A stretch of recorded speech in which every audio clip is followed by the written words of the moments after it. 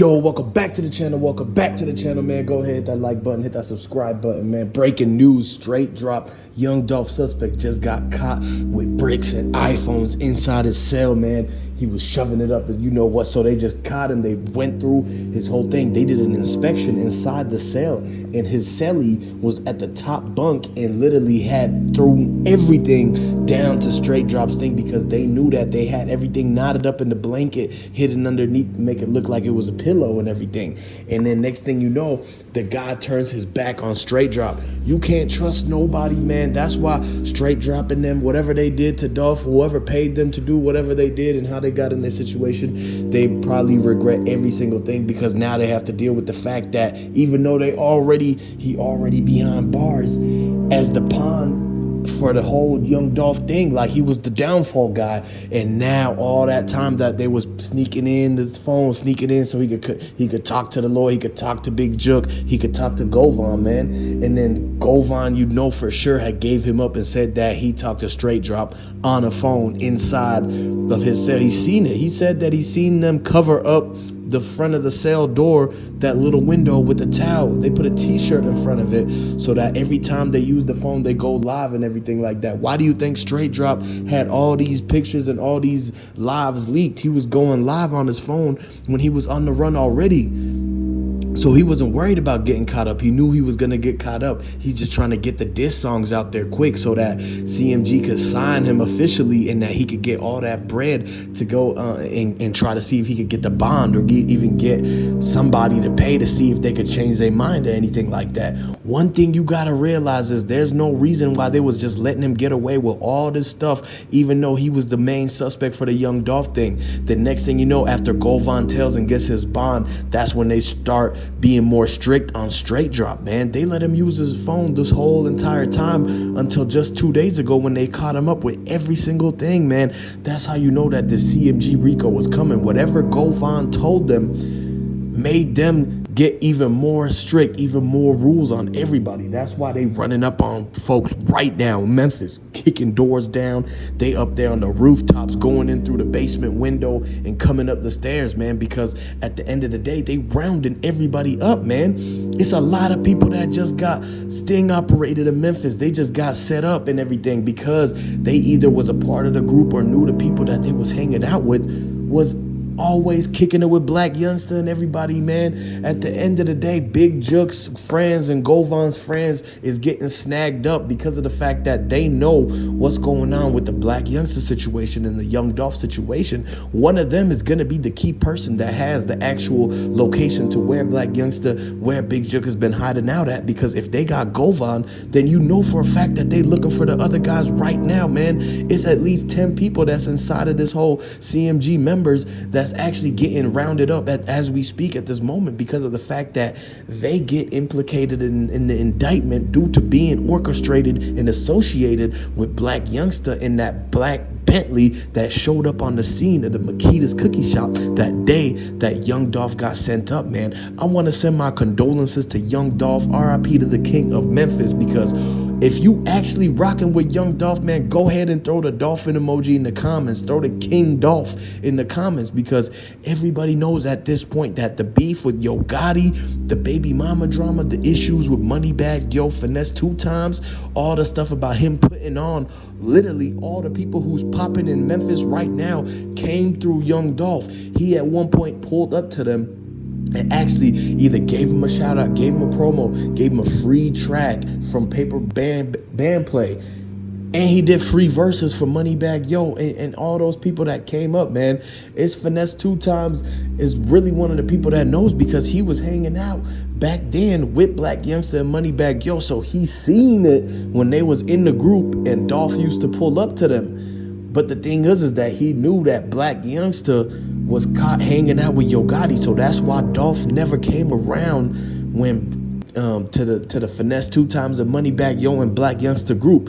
They said themselves in the interview that Blac Youngsta, Moneybagg Yo, and Finesse 2 times used to be in their own group before signing with Yo Gotti, and then they try to play it as if they don't know who each other is before that time because they don't want to get thrown into the mix and get found out and exposed that they was really all clicked up together and that Young Dolph had a had seen that they was gonna be going with Yo Gotti, they basically turned their back on Dolph to get the first check that they could get. You never supposed to do that. You never take the first offer. You supposed to build up. Because if they would have stayed with Dolph, they would have got put on way faster and owned all their things, man. But at the end of the day, you gotta realize that the money, the greed, the intimidation, they wanted to be like Young Dolph, but they didn't want to put in the work. They would rather just get put on by Yo Gotti. And if that means destroying and establishing the relationship that they had with Young Dolph to just go ahead and get on Yo Gotti's team and get under the CMG wing,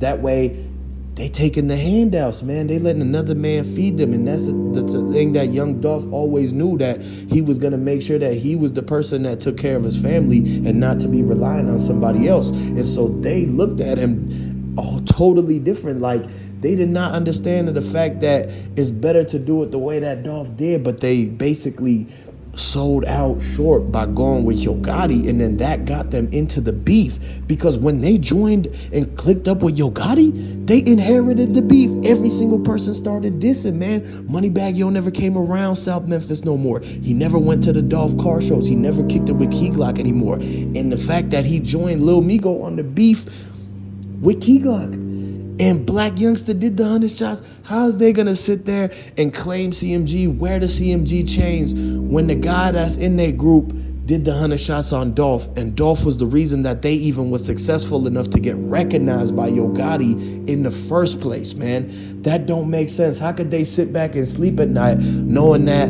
the person that they sing songs with and rap with and is chilling with every single night in Yo Gotti's studio is the dude that ran up on Dolph and tried to end him years ago?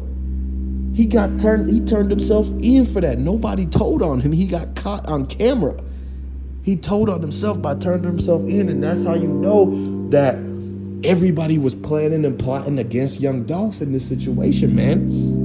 They wanted to take him out, and whatever they did to end up getting him to go to that one community center, man, when they was at the Ruth Chris, they tricked him into taking that picture, and that's when the dude came up behind him, man.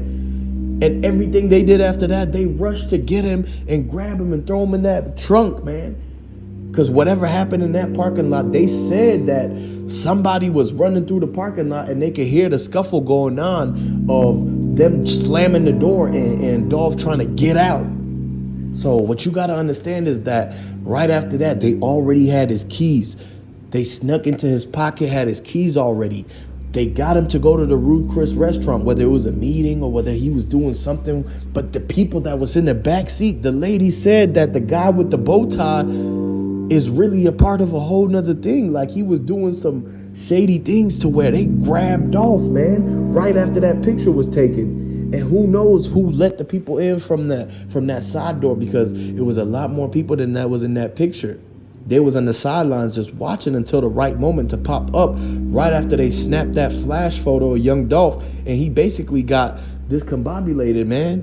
And so when they rushed out of there, it was so quick. They made sure to turn the cameras off so that nobody seen. So only people who really noticed was who was paying attention. That's why y'all gotta open your eyes and pay attention to the fact that a lot of stuff goes on where people was actually planning and making sure that nobody's watching so they could do it and get away with it.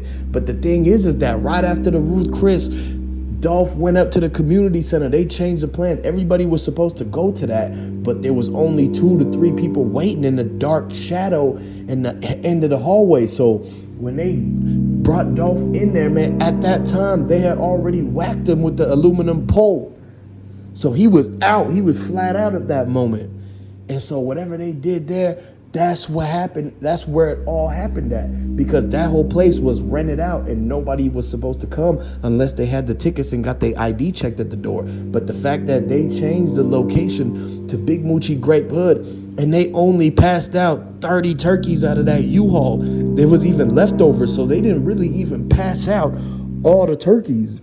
They just got a couple of them and held it in their hand and walked around with it so that the photographer could take a picture of Big Moochie Grape and Snoop Bands with the turkeys in their hands, because they knew that they still, at that moment, they still had not responded to Dolph's missed calls. They had 100 missed calls from Dolph, And they didn't even call him back. And instead, they went and changed the location to the turkey drives and made sure to get the photo with the turkeys in their hand. So it looked like that they had something that they was doing that day. That way, when everything got revealed that night and the next morning, they had a plan. They had already had statements and alibis of where they were and what they were doing. But nobody questioned them on the fact that this turkey drive did not even get permitted for Big Moochie Grape's neighborhood. It was permitted for the community center, and whoever basically snatched up Dolph had to have gone to multiple locations. That's what all the facts is leading back to, because they had got all the pin cones. They wiped everything clean from Young Dolph.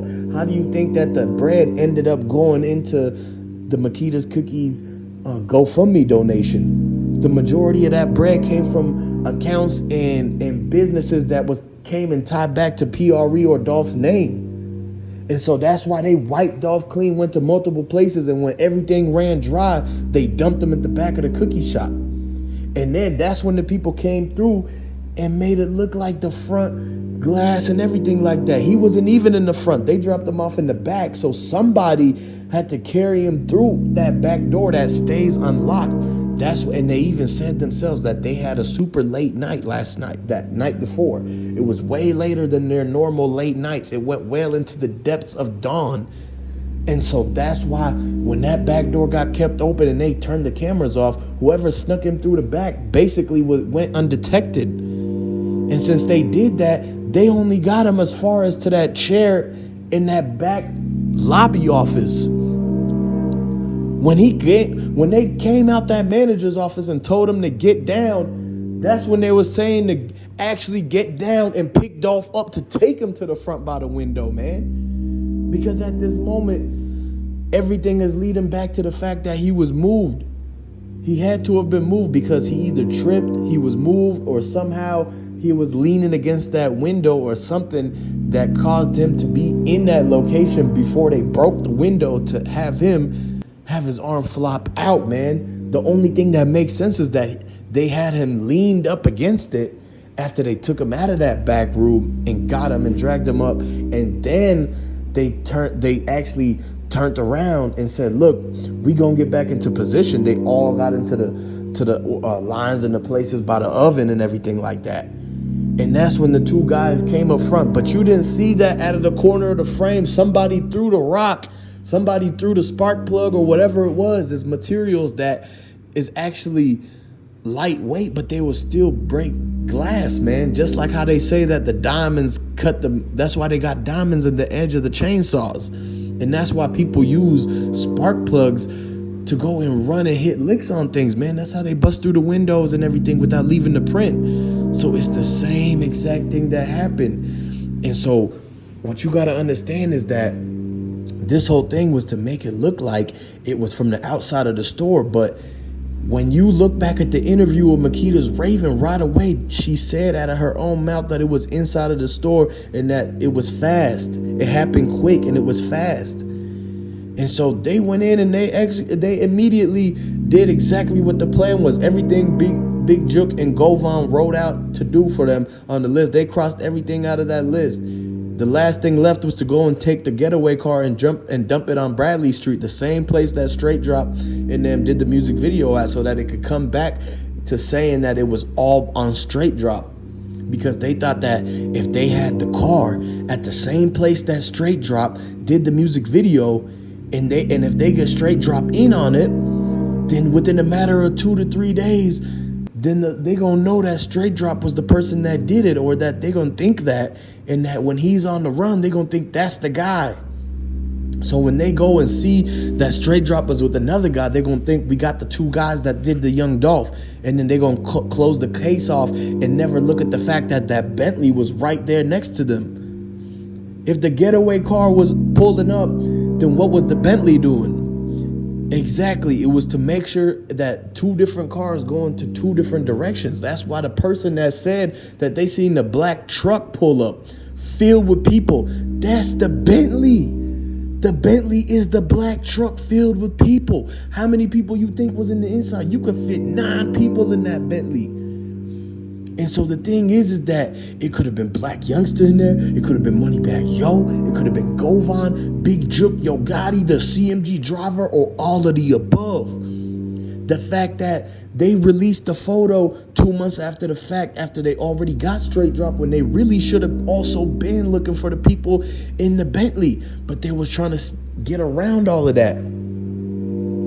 When they actually went back and talked to the people and they said they did see the black truck, then they had no choice but to release the photos of the Bentley, because the people was going to go up and protest at the Makitas and saying that somebody seen the black truck and they're not showing it in none of the pictures. And that's why they had to go back and release it, because it was detrimental to the fact that people would have found out and got led on to like actually figure out what was really going on how they was trying to sweep everything under the rug. They really didn't want to get justice for Dolph at first, because to everybody, they wanted to finesse Dolph, man. Everybody, either they was trying to get Dolph locked up, they was trying to take out Dolph, they was trying to do a lot of things. People wanted his bread, people wanted his businesses, a lot of people wanted him out the way. That's why this whole entire thing was a setup. They set him up, man, to get him hit, to get him taken out the way, bro. Because at the end of the day, you got to realize that everybody got jealous and envy and greed. Dolph had $100 million and he was trying to do everything on his own. And there was a lot of people that came up to Dolph, offered him this to go with CMG, offered him that to take over this part of his business and that part. Everyone would try to get a hand in on it, but he kept solid and stood his ground that he was basically his own boss. And that's what a lot of people was like, okay, look, there's no way that we can get him to give up any of his things. And so that's when they came together and the ops sat together that night inside of that Yo Gotti's Mama Privé restaurant. When that footage came out of every single member of CMG inside of there planning and plotting what their role was, what they was going to do. And Govan was the guy standing up and talking and pumping his fist in the air and literally getting them ready and amped up to ride the next day, man. And so this whole thing is going to continue. So make sure you guys subscribe for all the updates. If you haven't gotten a chance to subscribe to this channel yet, I'm going to give you a time and moment to do that right now.